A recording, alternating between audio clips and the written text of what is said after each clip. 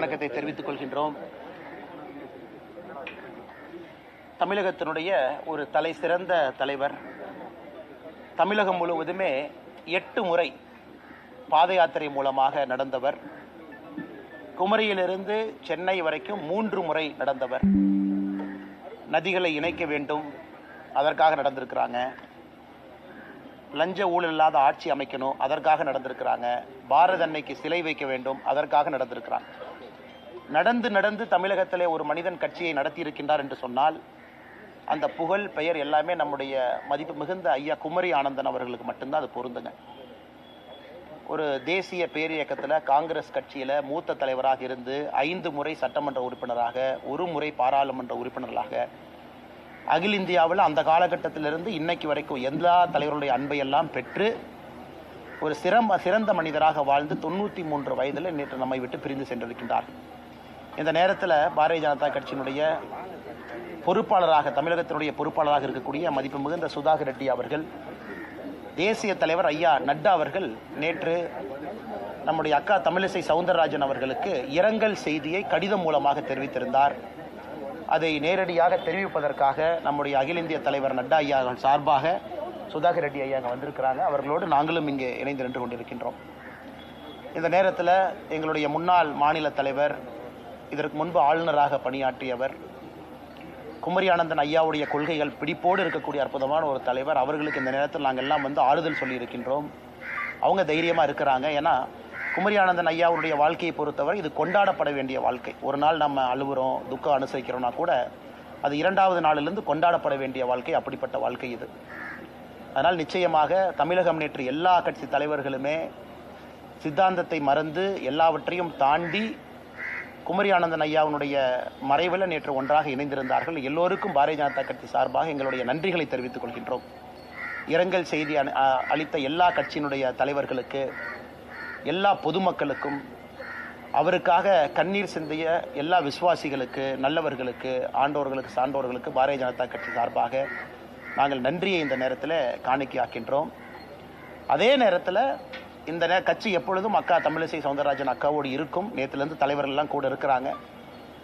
நான் உட்பட, முருகன் ஐயா உட்பட எல்லோரும் வேறு வேறு பணியில் இருந்தோம். நேற்று ராஜ்நாத் சிங் ஐயா அவர்கள் வெல்லிங்டன் வந்தாங்க, முருகன் ஐயா அந்த பணியில் இருந்தாங்க. நான் ஏற்கனவே கர்நாடகாவில் மேங்களூர், உடுப்பி பகுதியில் கட்சியினுடைய நிகழ்வுக்காக அங்கே சென்றிருந்தேன். அந்த பகுதியில் நாங்கள் இருந்தோம். அதனால் இன்றைக்கி எல்லோரும் ஒன்றாக இணைந்து வந்திருக்கின்றோம். நம்முடைய அகில இந்திய தலைவருடைய செய்தி, இரங்கல் செய்தியோடு சுதாகர் ரெட்டி ஐயா வந்திருக்கிறாங்க. ஆனால் நிச்சயமாக அக்கா அதிலிருந்து மீண்டு வருவார் என்கின்ற முழு நம்பிக்கை எங்களுக்கு இருக்குது. இதை வந்து பத்திரிகை நண்பர்களும் கூட நேற்றிலிருந்து முழுவதுமாக இங்கேயே காத்திருந்து இந்த மரங்கள் மறைந்த செய்தியை நீங்களும் இதை வந்து படம் பிடித்து மக்களுக்கெல்லாம் காட்டினீங்க. அதனால் உங்களுக்கு இந்த நேரத்தில் கட்சியின் சார்பாக எங்களுடைய நன்றியை தெரிவித்துக் கொள்கின்றோம். கேள்வி இருந்தால் கேளுங்கன்னா பதில் சொல்கிறோம். மத்திய உள்துறை அமைச்சர் அமித்ஷா வர்றாங்க. இந்த பயணத்தின் போது புதிய மாநில தலைவர் அறிவிப்பு இடம்பெறதுக்கான வாய்ப்பு இருக்குதா? அதிமுகவோட சந்திப்பு நல்ல, அதாவது நம்முடைய மத்திய உள்துறை அமைச்சர் திரு அமித்ஷா அவர்கள் வருவது உறுதி. இன்னைக்கு சாயந்தரம் வர்றாங்க, 10:30 மணிக்கு வர்றாங்க. நாளை சாயங்காலம் வரைக்கும் இருக்காங்க, அது உறுதி. மற்றபடி எதுக்கு வந்திருக்கிறாங்க அப்படிங்கிறதெல்லாம் நாளைக்கு நாங்கள் பத்திரிகை நண்பர்கள்ட்ட நாங்கள் சொல்கிறோம். அதிகாரப்பூர்வமாக நாளை உங்களை நாங்கள் சந்திக்கின்றோம், நாளைக்கு சொல்கிறோம். இது மாநில தலைவருடைய நிகழ்வுக்கும் அமித்ஷாஜி அவருடைய வருகைக்கும் சம்பந்தம் இல்லை. அவர்கள் வந்திருப்பது கட்சியினுடைய தலைவர்கள் எப்பவுமே சந்திப்பாங்க. பீகார் இதற்கு முன்பு ஒரு 4 நாட்களுக்கு முன்பு உள்துறை அமைச்சர் ஐயா அமித்ஷா அவர்கள் பீகாரில் இருந்தாங்க. கூட்டணி கட்சி தலைவர்கள்லாம் சந்திச்சாங்க. அரசியல் நிலவரம் எப்படி இருக்குது, என்ன நடக்குது அப்படிங்கிறதெல்லாம் கேட்டு தெரிஞ்சுக்கிட்டாங்க. இன்றைக்கி தமிழகத்திலும் அதே போன்ற ஒரு பயணமாகத்தான் நீங்கள் பார்க்கணும். முறைப்படி நாங்கள் நாளைக்கு உங்களை பத்திரிகை நண்பர்களை கட்சியின் சார்பாக நாங்கள் சந்திக்கும் பொழுது உங்கள் கேள்விகளுக்கு சம்பந்தமாக நாங்கள் பதிலளிக்கின்றோம். தமிழக முதலமைச்சர் வந்து நீட் தொடர்பாக அனைத்து கட்சி கூட்டம் நடத்திட்டு தொடர்ச்சியாக சட்டப்பூர்வம் நடத்தினா நீட்ல இருந்து தமிழகம் வந்து விலக்கு பெறும் அப்படின்னு சொல்லிட்டு தீர்மானம் நிறைவேற்றிருக்காங்க. தீர்மானத்தை ஆனால் இது புதிது கிடையாது. இதற்கு முன்பு கூட தீர்மானம் நிறைவேற்றினது, அது புதிது கிடையாது. அந்த நிறைவேற்றப்பட்ட தீர்மானம் வந்து உங்களுக்கு தெரியும், அது ஆளுநர் ஐயா கிட்ட போகும் பொழுது ஆளுநர் அவர்களுக்கு அதில் அதிகாரம் கிடையாது. அது வந்து நியாயப்படி அவங்க வந்து ஜனாதிபதிக்கு தான் அனுப்பணும். காரணம், அகில இந்தியா முழுவதும் இருக்கக்கூடிய ஒரு பரீட்சை. ஸோ ஜனாதிபதிக்கு தான் அது போகுது. ஏற்கனவே ஜனாதிபதி அவர்களை பொறுத்தவரை Christian medical college Vellore, CMC Vellore, அந்த கேஸ் வந்து சுப்ரீம் கோர்ட்டால் நிறைவு செய்யப்பட்டிருக்கிறது. அந்த கேஸ்லேயே சுப்ரீம் கோர்ட் ரொம்ப தெளிவாக சொல்லியிருந்தாங்க, நீட் கொண்டு வருவதற்கு மெடிக்கல் கவுன்சில் ஆஃப் இந்தியா அவங்களுக்கு உரிமை இருக்கா, முழுசாக இருக்குது. நீட் யாருக்காவது பாதிப்பு ஏற்படுத்துதா, இல்லை. இந்த கேள்விக்கெல்லாம் சுப்ரீம் கோர்ட் பதில் அளிச்சிருந்தாங்க. அதன்படி தான் ஜனாதிபதி அவர்கள் இதற்கு முன்பு மாநில அரசு அவங்க அனுப்புனதெல்லாம் நிராகரித்து திரும்ப அனுப்பியிருக்கிறாங்க. அதனால் எங்களை பொறுத்தவரை தமிழக மக்கள் மாணவ செல்வங்களுக்கு நீட் நல்லது தான் செஞ்சுக்கிட்டு இருக்கு.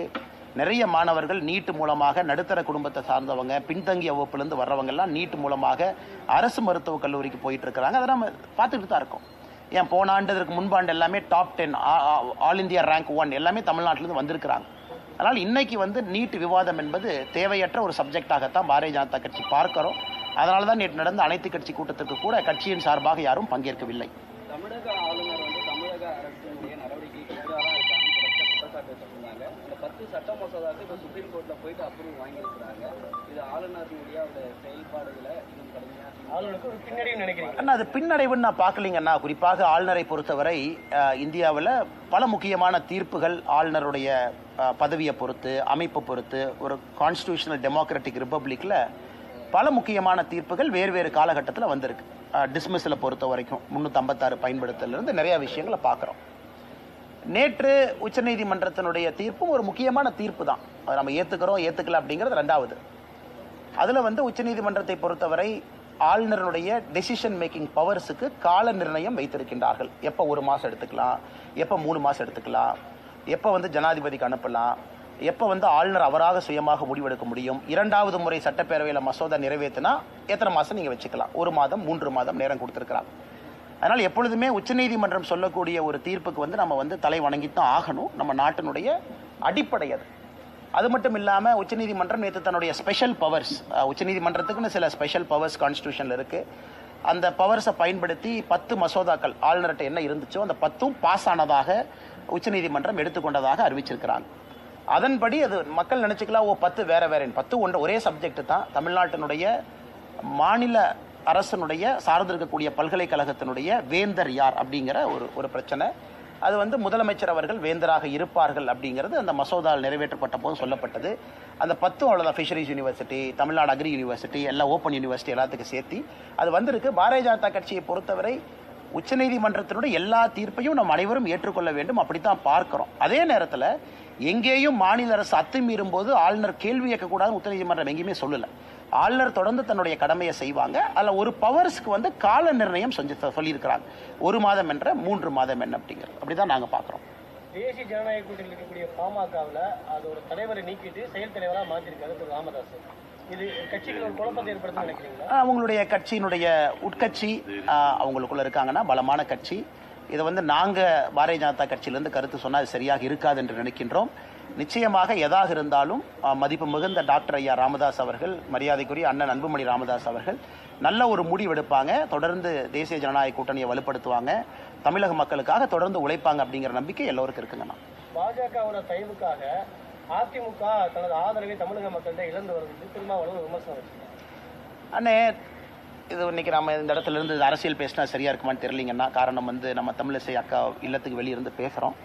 திருமாவளவன், அதனால் நான் கடினமான எந்த வார்த்தையை இன்னைக்கு பயன்படுத்த விரும்பலீங்கன்னா, திருமாவளவன் பொறுத்தவரை இது ஒரு அரசியல் பேச்சாகத்தான் நான் பார்க்கின்றேன். இன்னைக்கு அவர் எங்கே இருக்கிறாரு, எந்த கூட்டணியில் இருக்கிறாரு, அவருனால தமிழக மக்களுக்கு நல்லது நடக்கதாக, திராவிட முன்னேற்ற கழகத்தினுடைய ஆட்சியில் அண்ணன் திருமாவளவன் அவர்கள் சந்தோஷமா இருக்கிறாங்களா அப்படிங்கிற கேள்வியைத்தான் பத்திரிகை நண்பர்கள் கேட்கணும். குறிப்பாக பட்டியலின மக்களுக்கு எதிராக நடக்கக்கூடிய தொடர் குற்றங்கள், இதெல்லாம் அண்ணன் திருமாவளவன் அவர்கள் உண்மையாலுமே பட்டியலின சகோதர சகோதரிகளுக்காக கடுமையாக போராடுறாங்க அப்படின்னா அதெல்லாம் ஏற்றுக்கிறாங்களான்னு கேட்கணும். அதை விட்டு மற்ற கட்சியை பற்றி, அவங்க கூட்டணி எப்படி இருக்கணும் அப்படிங்கிறத பற்றி அதிகமாக கவலைப்படுற மாதிரி இருக்கு. ஊட்டியிலேருந்து முதலமைச்சர் கவலைப்படுறாரு, அண்ணன் திருமாவளவனுங்க கவலைப்படுறாங்கன்னா அவர்களுக்கு பயம் இப்போதே வந்ததாக நாங்கள் பார்க்கின்றோம். பாஜக தலைவர் மாற்றம் இருக்குமா? எந்த தேதி? அண்ணா இல்லைங்கண்ணா, நான் ஏற்கனவே சொல்லியிருக்கிறேங்கண்ணா, புதிதாக எந்த கருத்தையும் சொல்ல விரும்பல.